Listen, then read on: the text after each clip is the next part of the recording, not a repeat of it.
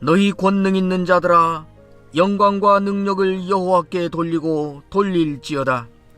여호와께 그의 이름에 합당한 영광을 돌리며 거룩한 옷을 입고 여호와께 예배할지어다. 아멘. 나는 전능하신 아버지 하나님 천지의 창조주를 믿습니다. 나는 그의 유일하신 아들 우리 주 예수 그리스도를 믿습니다.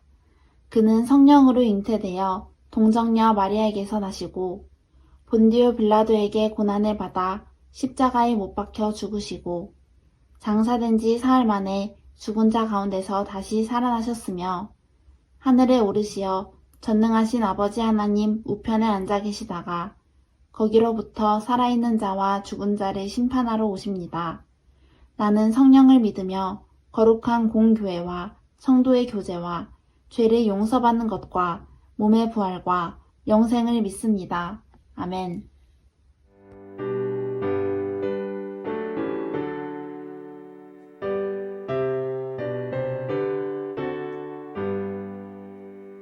내 주의 나라와 주 계신 성전과 피 흘려 사신 교회를 늘 사랑합니다.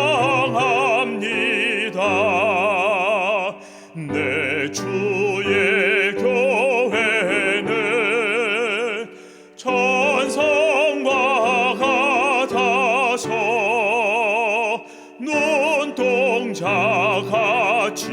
아끼사 늘 보호하시네.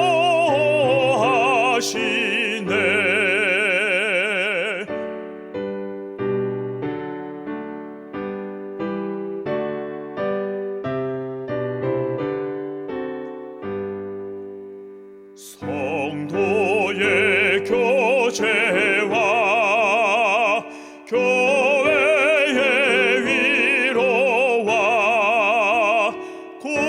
구주와 맺은 언약을 늘 기뻐합니다.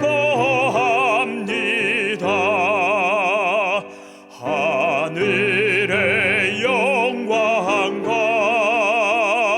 베푸시는 은혜가 진리와 함께 영원히 시온에 넘치네.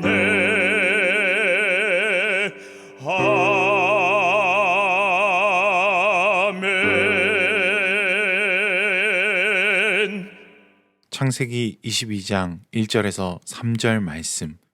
지금 우리에게 주시는 하나님의 말씀을 들으십시오. 그 일 후에 하나님이 아브라함을 시험하시려고 그를 부르시되 아브라함아 하시니 그가 이르되 내가 여기 있나이다. 여호와께서 이르시되 내 아들 내 사랑하는 독자 이삭을 데리고 모리아 땅으로 가서 내가 내게 일러준 한 산 거기서 그를 번제로 드리라.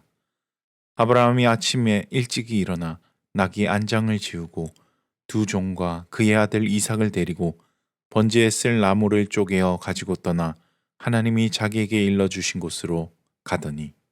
우리가 신앙생활을 하면서 어쩌면 가장 자주 묻는 질문, 그리고 가장 궁금한 질문들은 주로 믿음에 관한 질문들입니다. 믿음이란 무엇인가? 좋은 믿음은 무엇을 하는 것인가? 좋은 믿음, 본받을 만한 믿음은 어디에 있는가? 어디에서 좋은 믿음을 우리가 볼 수 있고 본받을 수 있는가 하는 이런 질문들입니다. 그러면 언제나 반드시 제시되고 등장하는 것은 아브라함의 믿음입니다. 아브라함의 믿음을 본받자. 아브라함은 믿음의 조상이다. 아브라함이 가장 좋은 믿음을 가진 사람이다. 이렇게 해서 늘 아브라함이 부각되곤 합니다. 아브라함의 믿음을 이렇게 표준적인 기준 차원에서 제시할 때 늘 아브라함의 두 가지 사건이 대표로 제시되곤 합니다. 첫째는 창세기 12장 1절에 하나님께서 아브라함을 찾아오셔서 너의 본토 친척 아비 집을 떠나 내가 내게 지시할 땅으로 가라. 이 말씀을 하셨고 아브라함은 그 말씀을 갈 바를 알지 못하지만은 순종하여 일어나 떠났다. 이것을 아브라함의 대표적인 믿음으로 제시합니다. 히브리서에서도 아브라함의 믿음을 말할 때 이 사건을 대표로 들어서 말하곤 합니다. 그리고 두 번째로 아브라함의 믿음을 표본적인 믿음으로 제시할 때 등장하는 사건이 오늘 우리가 읽은 바로 이 사건입니다. 100세에 얻은 아들을 바치라 그랬는데도 아브라함은 그 아들을 미련 없이 하나님께 드렸다. 이것이 아브라함의 믿음의 진수고 우리는 이 믿음을 본받아야 된다. 어떤 명령이 주어져도 어떤 상황이 닥쳐도 즉각 그 말씀을 순종하는 그 믿음이 아브라함의 믿음이라고 단정을 짓고 우리도 그렇게 해야 된다고 이제 좋은 믿음의 표본을 삼도록 늘 제시되는 것입니다. 히브리서에도 사실은 갈 바를 알지 못하고 떠난 이 믿음과 100세 얻은 아들을 드리라고 할 때 그 아들을 바친 이 두 사건을 들어서 아브라함의 믿음을 대표적인 그 믿음의 좋은 믿음의 증거로 제시하고 있습니다. 이 사건은 아브라함이 100세에 얻은 아들이지만 하나님께서 그를 드리라 그럴 때 미련 없이 반발 없이 즉각 순종하여 드린 것이다. 아브라함의 믿음은 그것이다. 우리도 그 믿음을 이제 본받고 그렇게 믿음 생활을 해야 된다. 이렇게 계속 강조하고 계속 가르치고 그래온 것이 사실입니다. 그러나 실제로 그럴까요? 오늘 이 사건의 전말은 이렇습니다. 아브라함은 나이 75세가 됐을 때 처음으로 하나님을 만났습니다. 하나님이 그를 찾아오신 것입니다. 그리고 하나님을 처음 만나고 하나님과 관계를 맺고 25년 세월이 지났을 때에 그의 평생의 소원 하나를 응답받습니다. 아들을 얻은 것입니다.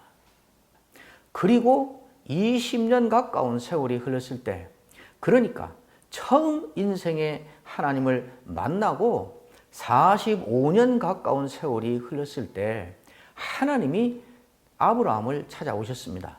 그러니까 100세에 낳은 아들이 20세 가까운 청년이 되었을 때 찾아오신 것입니다. 그 일 후에 하나님이 아브라함을 찾아오셨다 그럽니다.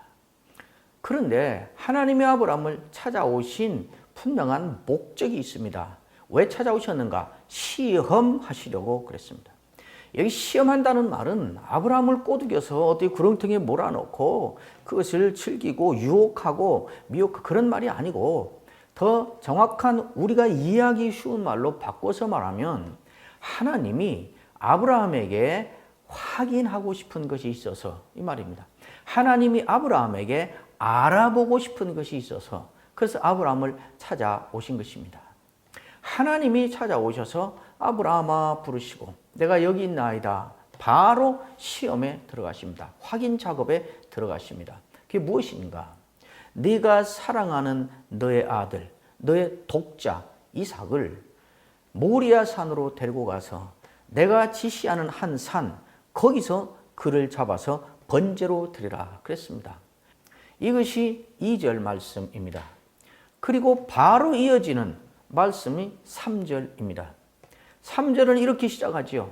아브라함이 아침 일찍 일어나서 나귀의 안장을 치우고 사환 둘을 데리고 이삭을 데리고 길을 떠났다. 이른 아침에 떠났다 그럽니다.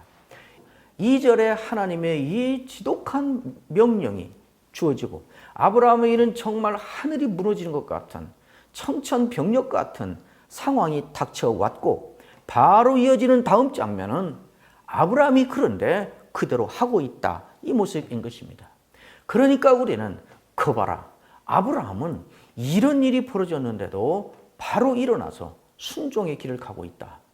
그러니까 아브라함은 믿음의 조상인 것이지. 우리도 이 믿음을 본받아야 된다. 상황이 어떤 상황이 닥쳐도, 어떤 명령이 주어져도, 어떤 말씀이 주어져도, 어떤 받아들일 수 없는 처지에 이르러도 하나님의 뜻으로 알고 불평하지 말고 달아나지 말고 반대하지 말고 그대로 즉각 순종하는 이 믿음이 좋은 믿음이다. 이 믿음을 우리도 가져야 된다. 아브라함은 이 믿음을 가졌기 때문에 믿음의 조상이 된 것이고 큰 복을 받은 것이다. 이렇게 가는 것입니다. 그런데 여러분, 우리가 한번 생각해 봐야 됩니다. 그 말씀이 주어졌을 때에 아브라함이 어디 있을까요? 아침 일찍이 그랬지만은 이것이 다음 날 아침인지 일주일쯤 금식기도 해보고 다음인지 또 작정기도 한 다음인지 그건 알 수 없습니다. 그러나 어쩌면 다음 날 아침일 가능성이 훨씬 많다는 것이 학자들의 결론입니다. 그러나 꼭 그것이 하룻밤이 아니라 바로 그 다음 찰나였다 할지라도 한순간이었다 그럴지라도 아브라함이 온갖 생각과 온갖 감정이 교차하는 그 순간이 있었을까요? 없었을까요? 아니, 이러시려고 주신 거예요? 이럴 거였으면 처음부터 안 줬으면 되는 거잖아. 저 아들을 내 손으로 잡아서 드리라고? 그럴 바에는 차라리 내가 죽는 게 낫지. 죽어버릴까? 저 아들을 사흘 후에 잡아서 번제로 드리라고? 차라리 반대 방향으로 도망가서 모리아산과 반대쪽으로 도망가서 하나님이 분노해서 직접 심판하고 죽여버리기 전까지라도 살면 사흘은 더 살 수 있지 않을까? 이걸 어떻게 해야 되는가? 이게 말이 되는가? 그러다가 나쁜 놈 지금 무슨 생각하는 거야? 하나님이잖아. 하나님이 말씀한 거잖아. 근데 그런 마음을 들어? 그 자기가 두려웠다가 어쨌든 온갖 반항과 항변과 불만과 분노와 두려움과 이것들이 뒤범벅이 되는 그런 순간이, 그런 과정이 아브라함에게 있었을까요? 없었을까요? 본문에 아무 말이 없는데 왜 그렇게 있는 기록된 말씀만 말하지 왜 추리소설을 쓰냐고요? 이게 추리소설일까요? 성경은 때때로는 우리가 정상적인 인간으로 정상적인 삶을 살면서 보편적인 생각과 상식과 경험을 가지고 사는 사람이라면 이 정도는 말 안 해줘도 알 수 있어야지 라고 전제하고 있는, 그래서 그런 말들을 안 하고 있는 대목들이 많이 있다는 것을 기억하셔야 됩니다. 만약 그런 거를 다 기록하기로 했으면 온 세상이라도 그 기록한 걸 둘 곳이 모자랄 것이라고 사도 요한도 말씀하지 않았습니까? 물론 이것이 어느 경우나 이렇게 해서 가서 실제로 추리 쪽으로 가버리면 그것은 매우 위험합니다. 성경 해석을 그렇게 하면 안 됩니다. 그러나 우리가 이 대목에서 2절과 이런 치명적인 혹독한 상황이 닥쳐오고 그러나 그것을 받아들이고 그 길을 가는 3절 이 사이에 어떤 기가 막힌 사연이 있었겠는가라는 것을 생각해 보는 것은 우리 인간의 독자의 책임이기도 하고 또 보편적인 일이기도 할 것입니다. 저는 이 대목을 설명하면서 가끔 그렇게 말하곤 했습니다. 만약 아브라함이 이삭을 바치라는 걸 듣고 하나님이 주셨는데 하나님이 다시 바치라 하시는구나. 그럼 당연히 순종해야지. 가자. 그리고 그 출발이었다면 아브라함은 하나님의 말씀을 즉각 순종하는 수준 높은 놀라운 믿음을 가진 사람이기 전에 자식 키우는 애비가 아니다. 자식 키우는 애비가 신앙을 빙자해서 자식을 100세에 낳은 아들을 키우는 아버지가 하나님 경외를 빙자해서 이렇게 비정해질 수 있는가? 아무 감각이 없는 로봇처럼 될 수 있는가?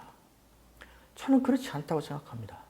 어떤 상황이 닥쳐도 괜찮은, 어떤 일이 나에게 들이닥치고 어떤 두려운, 감당할 수 없고 용납할 수 없고 이해할 수 없는 말씀이 주어져도 그냥 괜찮은, 마치 건물에, 불 붙고 있는 건물에 손에 소화기를 쥐어주고 스위치를 누르면서 이거 들고 가서 건물 속에 들어가서 터뜨려.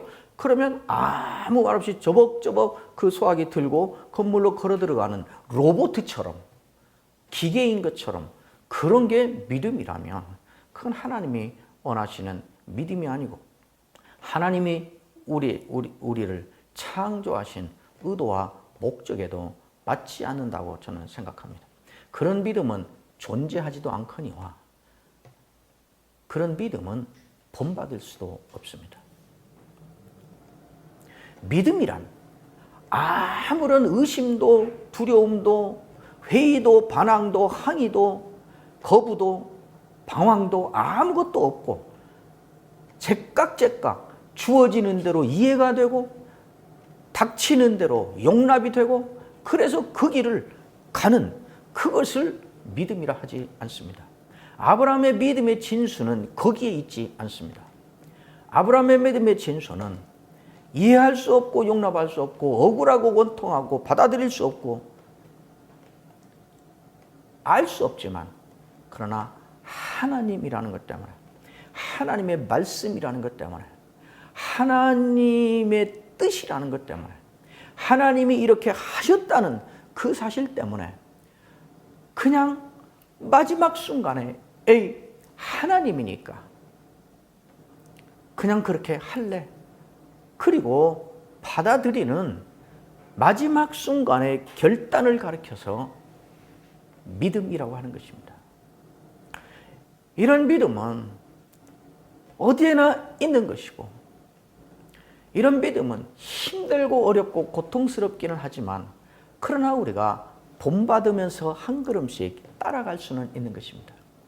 이른 아침에 나귀에게 안장을 지우고 사환 둘을 데리고 이삭을 데리고 3일 길을 떠난 그 이른 아침에 아브라함의 출발은 이런 사연을 거쳐서 이루어진 이른 아침의 출발이었던 것입니다. 다시 말합니다. 믿음이란 무엇인가?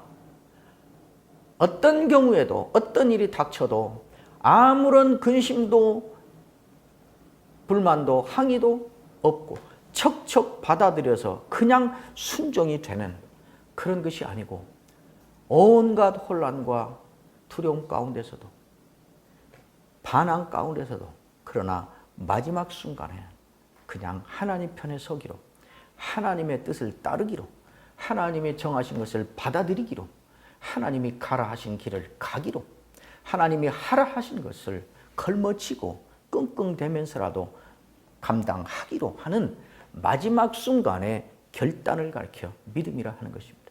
그러니까 어떤 일이 닥쳤을 때 하나님 없는 것 같아.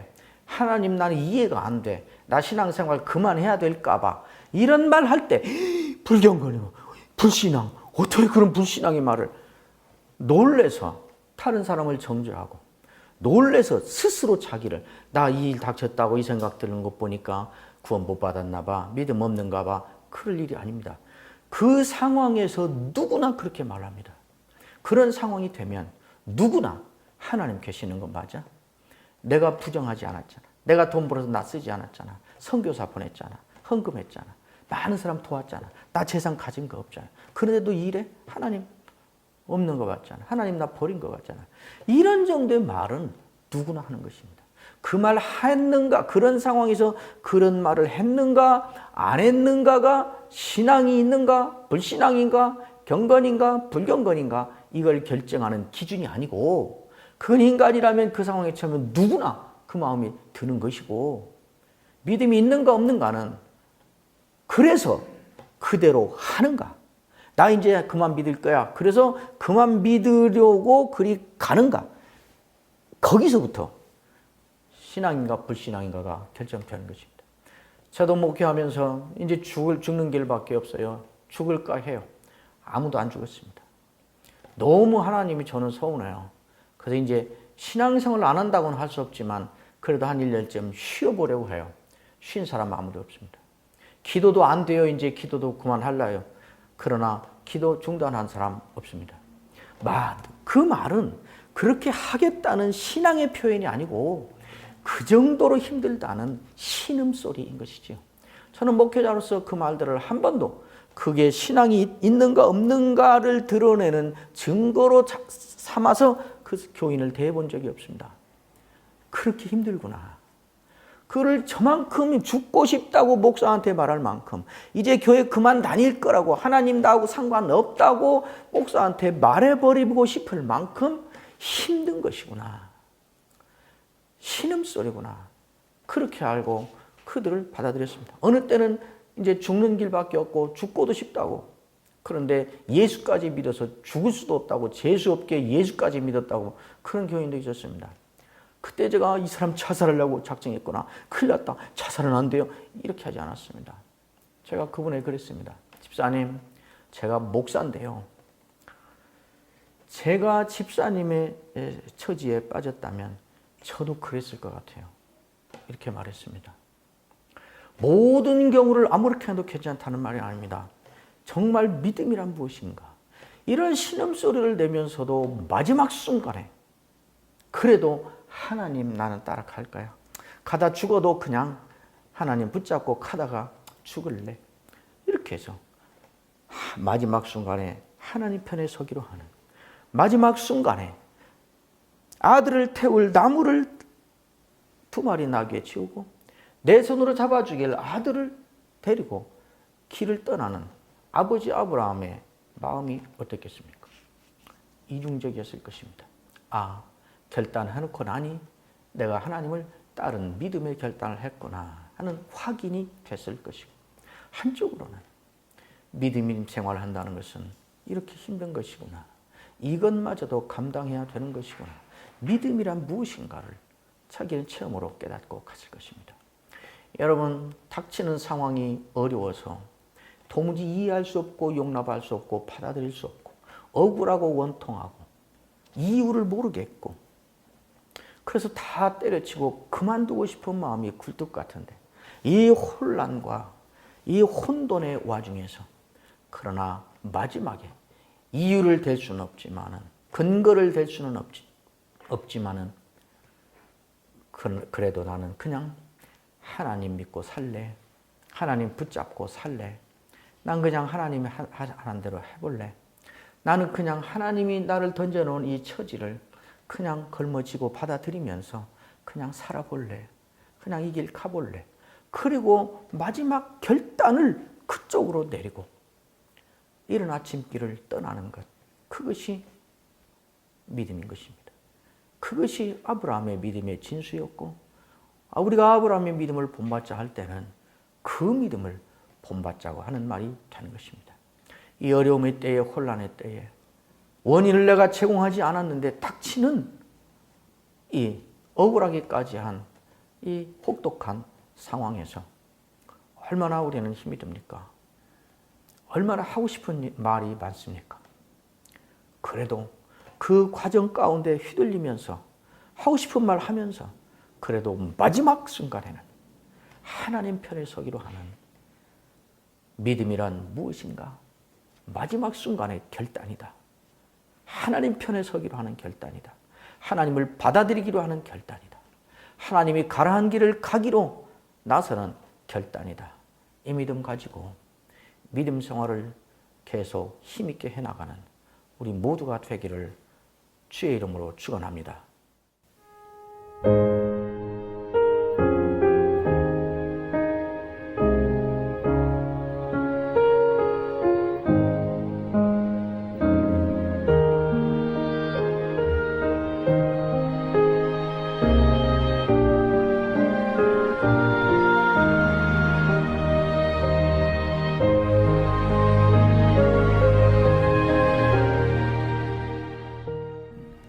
여호와는 내게 복을 주시고 너를 지키시기를 원하며, 여호와는 그 얼굴로 내게 비추사 은혜 베푸시기를 원하며, 여호와는 그 얼굴을 내게로 향하여 드사 평강 주시기를 원하노라.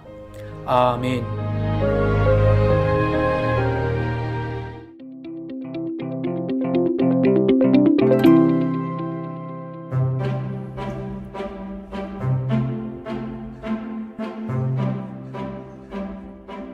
하나님은 사람을 창조하시고 복을 주셨습니다. 그 복의 핵심은 하나님과 동행하는 것이었습니다. 사람이 타락하자마자 하나님이 무서워서 숨고 하나님은 사람을 내쫓아버렸습니다. 동행이 끊어진 것입니다. 사실 구원 역사의 핵심은 하나님과의 동행을 회복하는 것이라고 할 수 있습니다. 예수님은 고별 설교 1000마디에서도 내가 너희를 위하여 처소를 예비하러 가노니 가서 처소를 예비하면 다시 너희에게로 와서 너희를 영접하여 나 있는 곳에 너희도 있게 하리라 하는 말씀으로 시작하셨습니다. 동행 약속입니다. 승천하시는 현장에서도 내가 세상 끝날까지 항상 너희와 함께 있으리라 말씀하시고 승천하셨습니다. 동행 약속인 것입니다. 천국 생활의 절정도 우리가 어린 양과 손을 잡고 동산을 거닐며 생명 강가를 거닐며 또 보호자에 앉으신 하나님을 흰옷을 입고 영원히 찬양하는 것에 절정이 있습니다. 동행의 완전하고 영원한 회복인 것입니다. 우리가 사람으로서 누릴 가장 큰 복은 하나님과 동행하는 것입니다. 이 책은 어떻게 말씀과 기도와 예배가 하나님과 동행하는 방편이 되는 것인가 하는 관점에서 성경 말씀 여러 곳을 찾아다니며 확인하고 또 믿고 고백하도록 책이 구성이 되었습니다. 특별히 이 시대에는 하나님과 동행을 확인하고 그 동행을 누리고 고백하고 사는 것이 정말 필요한 이 시대가 됐습니다. 이 사실을 매일의 삶에서 확인하고 고백하고 누리고 경험하는 복된 삶으로 하루하루를 살 수 있게 되기를 축원합니다.